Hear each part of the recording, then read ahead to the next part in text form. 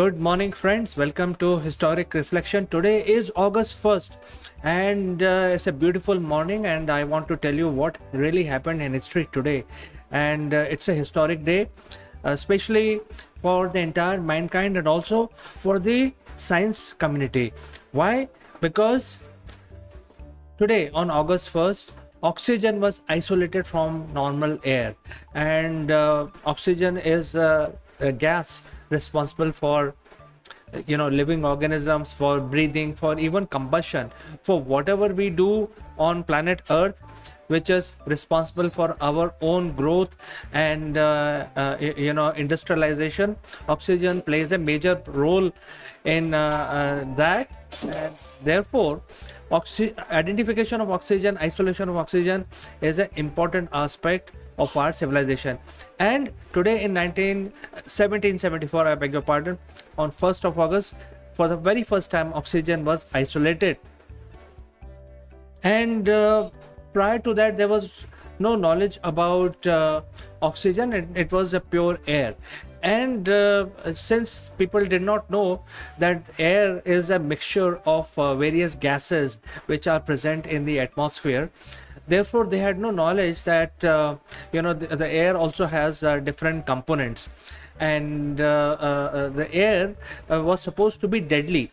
The air was supposed to be deadly because when you put a person, a living organism, in a confined environment and in a closed room, eventually because of the presence of the air, people notice that people die. They had no knowledge that there is carbon dioxide or built-up of carbon dioxide in a closed confined area, because of which you feel asphyxiated. So they had no knowledge, and because you consume over a period of time, consume all the oxygen present in that area, and then you will start to perish. So people used to assume that air is also responsible for giving death, especially in the European continent during the Middle Ages. So this was the understanding, and when they were able to find a spice of a atmosphere, which is oxygen, it was a revelation. But they did not know what is the value of this particular finding. And this great discovery was made by the English chemist Joseph Priestley. And Joseph Priestley was a chemist who was actually doing a lot of experimentation, and he was able to, because he was doing a lot of experimentation in 1772, he was able to identify how to extract oxygen. And the process that he followed is by heating the red mercury oxide. So what he found is that while heating the mercury oxide in flame, the oxygen can be isolated and can be collected, and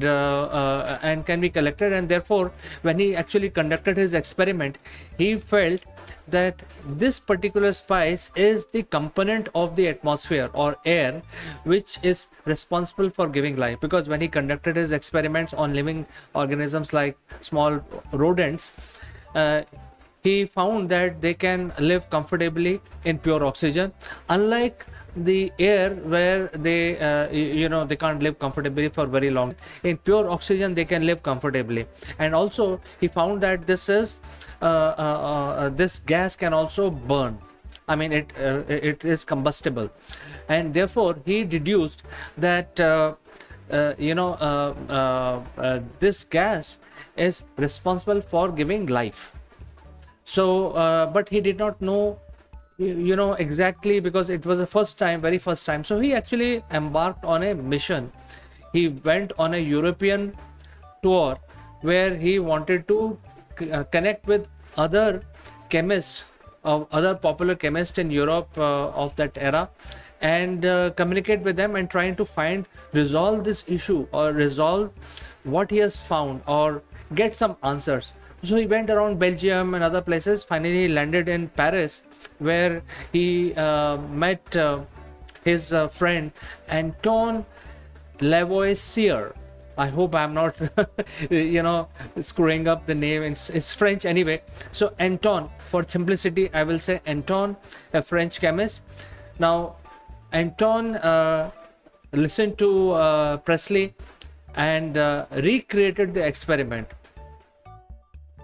and he found that indeed the air can be is basically a mixture of concoction of various gases, and these components of air can be extracted, starting with oxygen. It's easier to extract oxygen than other gases, but then this is a starting point. So Anton actually continued his research on this subject, even though Priestley was the person responsible for extracting oxygen from the normal air.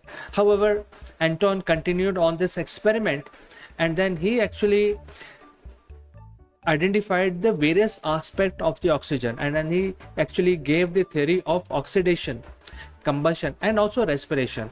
And this discovery, or this finding, or this experiment created the baseline for the modern chemistry, in fact the modern science. So this is a very, very important experiment: identification of oxygen, extraction of oxygen from the atmosphere, and then subsequent Anton's theory of respiration and combustion. And this is a starting point, and whether we give credit to this or not, however, this is a starting point for all modern chemistry, and therefore this is an important finding. So that is why August 1st, 1774 is a very important day for all of us. We must remember this. This is that is why I'm covering this in my historic reflections. So friends, if you have any suggestions, any comments on this subject, feel free to send it across. I will meet you in the next one. Until then, have a nice day. Bye bye for now.